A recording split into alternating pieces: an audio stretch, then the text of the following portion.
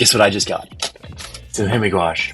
I've only ever tried this once, and when I did try it, it was pretty old. I really wanted to give this a go to see, first of all, what I think of Himi gouache. And second of all, I have people come to me all the time and ask about whether or not they should be using Himi gouache, because I love painting with gouache, and I talk about it quite often. However, I've never really quite known exactly what to say about it. Now we're going to find out. On top of that, all of the reviews that I get and that I hear about from students of mine or over on the internet are really, really mixed. Some people absolutely love it, and some people really, really hate it. So I need to formulate my own opinion.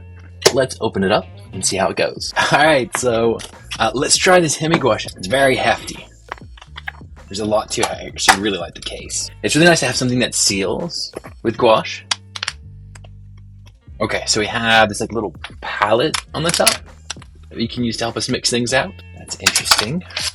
Thank you for choosing me. And now we have, like ketchup containers. Ooh, solid black. So they come out pre-wet in this kind of gel, and it's just staying exactly where it is. My biggest question about this is going to be how is it going to act in a variety of consistencies? Because gouache is really versatile. You can use it thin, you can use it really thick, you can use it everywhere in between. You can use it like watercolor, you can use it a little bit like acrylic if you get the consistency just right. And so what they've done here is change the base consistency. And my prediction is going to be, from what little time I've had with it, is going to be that base consistency is going to be really nice for just picking it up and being able to use it straight away, like no preparation. But my question is, what is the cost? This is kind of like a Prussian blue. They got the names on the top. Grass green, jade green. Yeah, it's nice like an emerald green. Ultramarine. Oh, I love ultramarine. There it is. Acid blue. What's that going to be like? Oh, that's like a cerulean. So I haven't looked into the light fastness of Himi gouache yet. Light fastness is essentially how much UV light can it take before it starts to lose its color, the color intensity. Well, there's a white. Really interesting. You can kind of see the base gel there. With the other colors you can't quite see it much, but the white, just because it's white, you get to see the actual color of the gel. So I wonder if the whole thing yellows over time or not. Violet, medium yellow. This is kind of like a cad yellow deep. Titanium white. That last white was just white. Fair enough. Lemon yellow. Cool. It's like a Hansa yellow or a cad yellow light. Earth yellow. I was gonna say that's gonna be like yellow ochre. It kind of is. This one's, yeah, that one's like a red ochre. You know, when they start putting weird names onto what should be normal colors, it's when you go start guessing as to, you know, they feel like they can't actually claim it to be that color. So what are they doing? Not sure. Rose, here we go. Yeah, that's like a magenta. Real nice color. Ooh, getting that everywhere. I don't even know how to pronounce that one. Ponceau.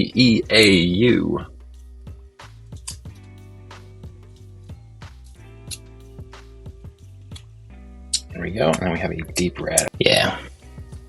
Nice. So let's get some first reactions in here. Let's try and figure out what this is like. So here is our mixing palette. I'm going to try this red, really without anything else.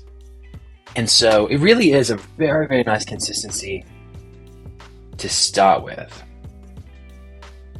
And to think that that's kind of like straight out, I wonder how much it stays there. I think the idea of the gel is that it's supposed to pretty much stay gel-like the entire time. Yeah, let's get a bit more. So it has a pretty nice sense of coverage. Just, you know, being able to dip in, come out and get a pretty decent flat area. My biggest area of concern so far is you can see, we'll have to wait till this dries to see kind of how this really is. But there are some areas in here that are a little bit more transparent than others. And so that means that your value is going to be shifting slightly as you're using it. And with normal gouache, I can just load up more paint, right? Let's do it like this. Actually, we can load up more paint and get it really thick. With normal gouache, you won't necessarily need it to be this thick in order to have real serious coverage and opacity where you just cannot see anything to the bottom. And in a little bit, that's just because this is gonna so much of this gel binder in it. You know, it's got more body to it. And so normal gouache, you're gonna be able to get this kind of coverage with a little less paint. And so that's neat. Yeah, the concern about this is that because it's a gel, and that fully 100% opaque is not its natural form with this, that you just need so much just to get it opaque. Anyway, so this isn't bad. This is like 85-90% opaque, just straight out. But there are little sections, so you either need to go immensely thick or coming back over to cover, and you don't necessarily need to do that with regular gouache, so long as you get it thick enough. All right, so let's try kind of our next experiment. I'm gonna grab this red again, but this time I'm going to use more water. So what happens when we use more water? We get some pretty nice coverage. We'll have to see what happens when that dries. Again, the kind of gel-like nature of it means that I'm putting it down, and it's not moving much from where I'm putting it down, which on the surface of things seems like a really good thing. But actually, in order to get kind of transparent paint to work really well, we want to encourage that water to move so that all of these like little excess bits, these little excess bits on the outside of the strokes, we want them to move so that we can kind of guide them to where we want them. So we can make some really nice consistent flat passes. But here we're still seeing the brush strokes. And if you're just kind of casually using gouache, I actually don't think this is much of a problem. But if you're trying to get some real serious form, then that ends up being a problem. So now I've hit enough paint, or enough water, sorry, that I can actually do exactly what we were just talking about, where we don't have any of these brush strokes kind of still evident and present. We just have what is essentially a really solid piece of paint down here. And there's a little bit of that down the bottom, and so we can kind of just grab a bit of paper towel and soak that up down there. So try again with even more water, see how this goes. Can we get some like really nice washes?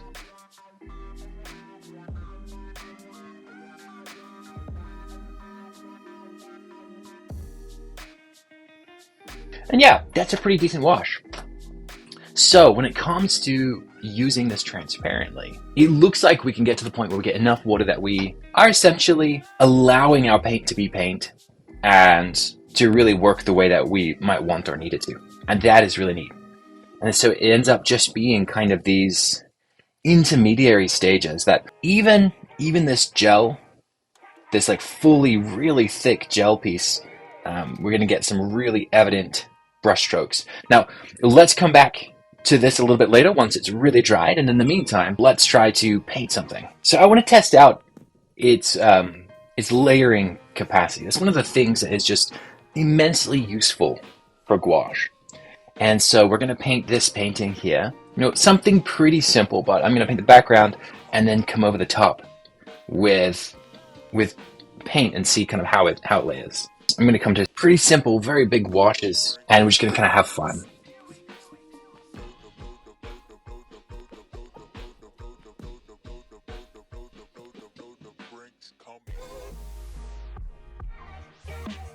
I'm going to put some of there's like this moss on the rock at the back. You know, right now we're really working abstractly, letting the paint do the work for me instead of having to sort of force the whole thing.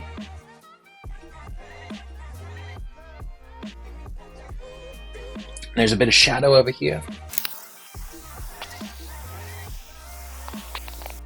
So one thing that I'm noticing that I suppose shouldn't be much of a surprise is that even as I'm tilting the paper, which when we're doing passes of water-based media, it's always nice to give the paint somewhere to go, right? So that's the idea. We're doing this, and it helps it to merge together and create some of these really nice, beautiful effects. But as I'm doing this, a lot of this paint doesn't want to go anywhere. It's still full gel. And there's some really beautiful things happening, right? It's some really cool stuff.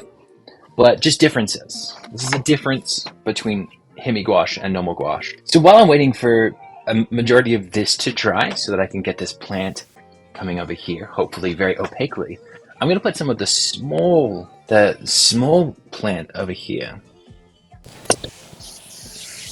And so right now we're really working wet in wet. This Himi gouache really has significantly more body to it. There's more substance to the paint than regular gouache does have. And in a way, it makes it a little bit more difficult to get really refined details because a lot of the time we rely on the paint almost kind of sinking into the paper. So really going in there. And right now there's thickness and body to it, so it kind of stands up and doesn't have quite as much articulation to it. Another part of that is because right now we're painting into something that's wet, and so that will play around with our articulation as well.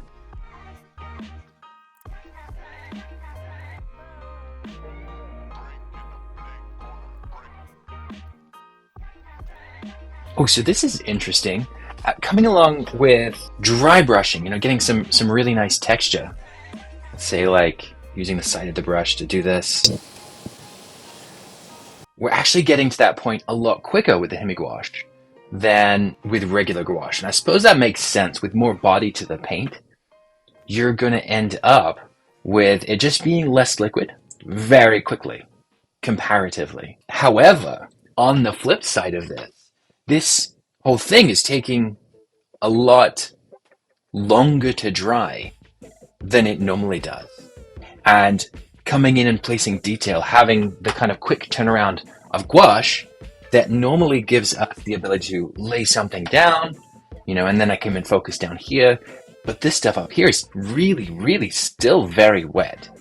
And so it's taking me longer to be able to come back in and really layer things. And so that's definitely worth noting, is that it's taking longer to dry. But some of this down here is, not dry, but it's closer to dry. I think I'd be able to come over top and layer. So I'm going to start that way. I'm going to come in, and yes, I recognize I'm not actually using the specific piece that they sent to do the pound. There's no reason for that, just because that's what I grabbed. And so in terms of layering, right, we just said it takes longer to dry. I actually think the idea is that you come to your Himi gouache and it's sitting here and it's going to be pretty well ready for you as a gel and ready to go and paint.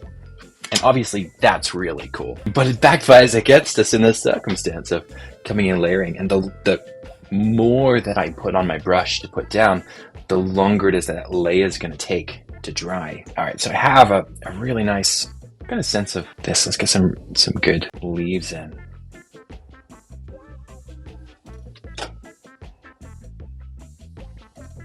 Because it has more body on the brush, it's kind of sitting there around. This happens when you have actually a lot of water as well. When your brush is loaded with water and there's maybe a little bit too much, and the only thing that's keeping the water there is surface tension. You put that first stroke down, and the surface tension disappears, and it just goes and comes out. And so a lot of the time, if you have too much water, getting essentially what I was trying to do is getting that sharp edge right at the beginning. But this time around, you're right, and in that circumstance, it would just sort of load out instead of having a really fine detail, which is what I normally experience with gouache, is that I can get really fine details just with the edge and then come on in. And so that happened here as well. Kind of, again, there's more surface tension. There's a little less of it just sort of individually coming off. It tries to splat down.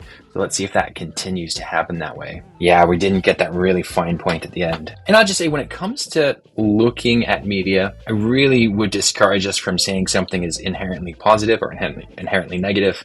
That's just not how this stuff works. It is instead, however, different. It is very different from gouache in the way that it handles. And so if you're out there and you're following along somebody's gouache tutorial, or you're trying to take gouache advice, See, again, over here, I didn't get that kind of fine edge at the end of my shape that I normally would have gotten just kind of by dragging my brush along. The Himi gouache seems to kind of be a little bit on or off instead of having these kind of much more refined sense of detail on and off kind of ideas. So we're getting back into some more wet areas, see how this goes. So yeah, as I was saying, I don't think about this as good or bad, but I am starting very much to question whether you can really truly follow along a gouache tutorial and really be able to rely on it being the same thing. I think the answer is it's definitely not.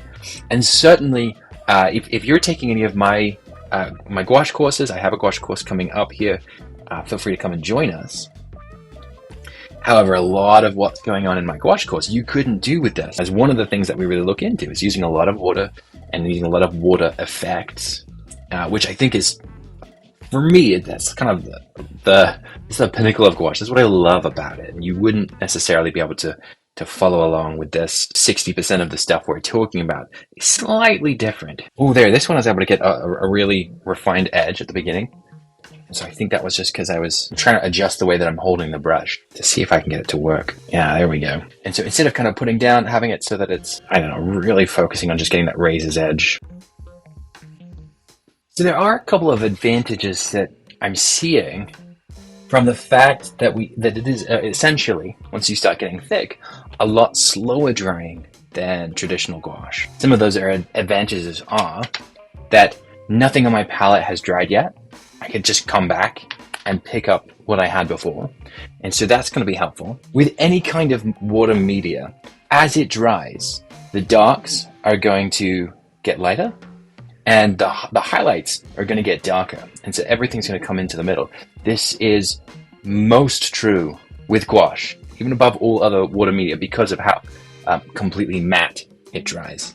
Now, the hard part about that and dealing with gouache is that you're painting, changing values as you're painting it.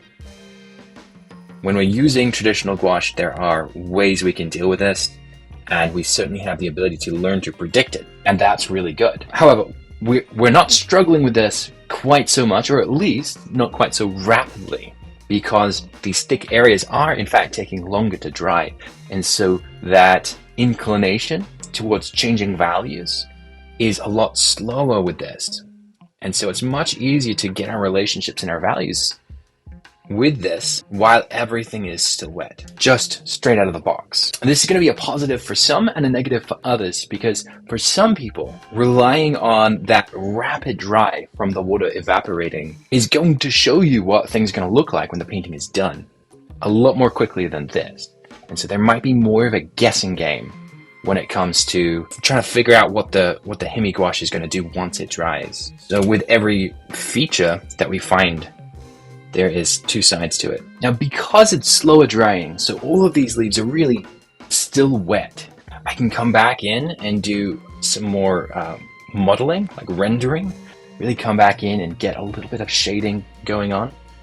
And so that's definitely an appealing thought. But just remember, folks, that rendering, it really doesn't solve as many problems as you think it solves. You really actually need to start going towards trying to get the values right and the colors right to begin with. Getting the right stroke in the right place is going to be way more effective and solve more problems than making something really, really smooth.